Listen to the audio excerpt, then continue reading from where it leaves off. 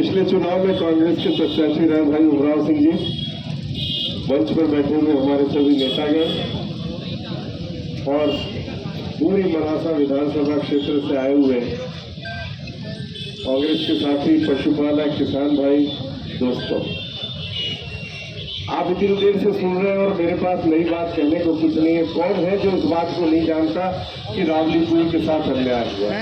कौन है जो इस बात को नहीं जानता कि खेमराज जी के साथ अन्याय हुआ है? कौन है जो इस बात को नहीं जानता कि लड़ाई कांग्रेस और बीजेपी की नहीं थी? जब मैं उसमें 7:30 बजे अगले दिन जब वहां पहुंचा तो मुझे तो लोगों ने वो साफे बताए कि जिन साफों को लेकर उनका स्वागत करने के लिए कांग्रेस और बीजेपी के लोग खड़े थे, केवल एक बात चाहते थे कि हमारी बात को 2 मिनट के लिए सुन लो। अगर विधायक जी के पास उन 2 मिनट उनके पास नहीं थे तो विधायक जी मैं एक निवेदन करना चाहता हूँ, बहुत ज्यादा दिन नहीं बचे हैं और यही जनता कल कहेगी कि अब आज हमारे पास समय नहीं है और उस दिन आपको ये 2 मिनट बहुत याद आएंगे कि आपने उस अत्याचार क्या किया। मुझे कुछ 2 बातें मुझे बात समझ में नहीं आ रही। एक तो मैंने सुना कि विधायक जी ने मुख्यमंत्री जी को एक नारा सुनाया जो वहां लगा, मैं तो वहां था नहीं, मुझे पता नहीं वो नारा लगा कि नहीं लगा, लेकिन एक नारा विधायक जी ने सुनाया मुख्यमंत्री जी को, कैलाश तेरी खैर नहीं, कैलाश तेरे से बेर नहीं। विधायक जी एक बात बता दो, ये कैलाश कौन सा है?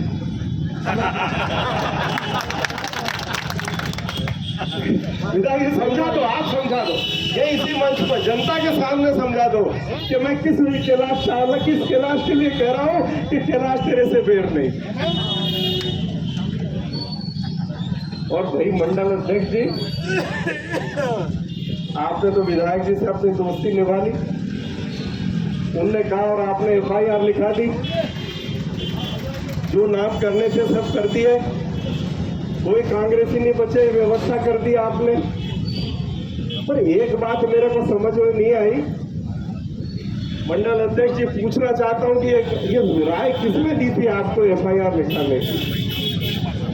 19 में से 18 आदमी अपने समाज के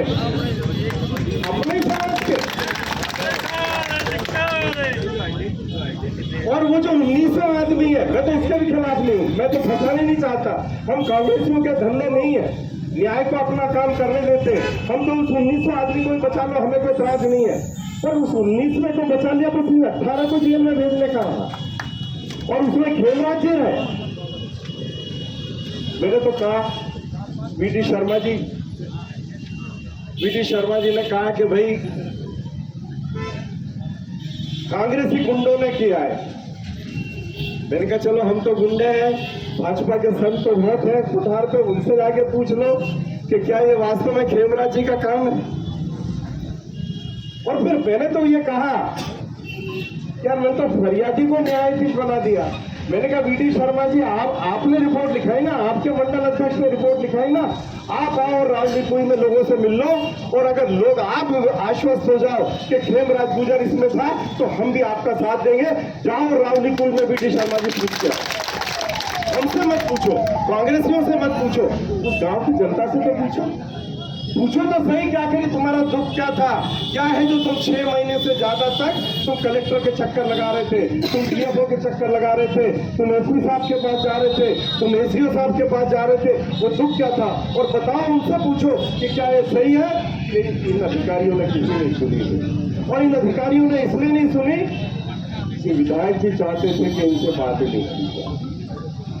इसके कहने से आप ये काम कर रहे हो। अभ्यारण्य आए, हमेशा रावलीपुर वालों ने कहा कि हम इसका स्वागत करते हैं, लेकिन ऐसा तो हमने नहीं कहा कि हमारे गले पे छुरी चला के अभ्यारण्य को बना देना। ऐसा तो हमने नहीं कहा कि अभ्यारण्य की सीमा को 3 किलोमीटर आगे ले आना। क्या मजबूरी थी? अभ्यारण्य कांग्रेस के जमाने में रहा, लेकिन कभी रावलीपुर के लोगों ने उस अभ्यारण्य को लेकर शिकायत नहीं की। सीमा तो हमारी तब भी बनी हुई थी। वो कौन सी बात है कि जिसके कारण अब जाकर ये सीमा का इतना बड़ा विस्तार हो गया और किसके आदेश से हुआ? हमें आदेश बता दो कि किसके आदेश से आप 3 किलोमीटर अंदर आ गए। 1 बार सीमा बढ़ाई, 2 बार सीमा बढ़ाई, 3 बार सीमा बढ़ाई और रामपुरा पठार को केवल रावलीपुर को बर्बाद नहीं कर रहे हो, अभ्यारण्य के नाम पे केवल रावलीपुरी को बदनाम नहीं कर रहे हो, पूरा रामपुरा पठार इस वक्त आपकी सरकार के कारण परेशान है। इसी जगह हम 6-7 महीने पहले हम खीमला के लोगों के लिए यहाँ पे धरने पे बैठे थे। खीमला, बसी, गुगलखेड़ा, धामनिया, बदाना, बेसला, कौन सा गांव है जो आपकी उन कंपनियों के कारण परेशान नहीं? और ये कैसा प्रजातंत्र है? वोट लेकर विधायक जी आप जीते और आज उसी जनता से आपको बात करने की फुर्सत नहीं है। तब हमारा कहना है, भाई किसने कहा था कि वो जेल, उमराव भाई, उमराव जी ने कहा था कि जेल बना लो। उमराव भाई अब इनके पास तो 15-20 रोज बचे हैं, इनसे तो जेल भी नहीं बनने वाली। 15-20 रोज में अगर ये चुनाव के हार के डर के कारण अगर यदि ये चुनाव आगे नहीं बढ़ाए तो 15-20 रोज में आचार संहिता लग जाएगी। 15-20 रोज में ये सरकार तो चुनाव आयोग की सरकार हो जाएगी और उन 20 रोज के बाद में महीना भर और जोड़ दो, 1.5 महीना और जोड़ दो, फिर तो इस जनता की सरकार होगी। फिर विधायक जी आपकी सरकार नहीं होगी, ये जो जनता चाहेगी वही सरकार आएगी। और सागर कछावा ने कहा, सागर कांग्रेस से जिंदगी हो गई, मैं रहूं नहीं रहूं, लेकिन ये समझना कि जिस रोज कांग्रेस की सरकार आएगी, जिस रोज कमलनाथ जी मुख्यमंत्री बनेंगे, उस रोज ये तो उनको मौका दे रहे हैं हम कि ये श्रेय आप ले लो, नहीं तो ये तो तय बात है कि कमलनाथ जी के हाथ से दस्तखत होंगे और भीमराव जी के खिलाफ मुकदमा वापस होगा, उन 18 लोगों के खिलाफ मुकदमा वापस होगा। कोई बड़ी बात नहीं।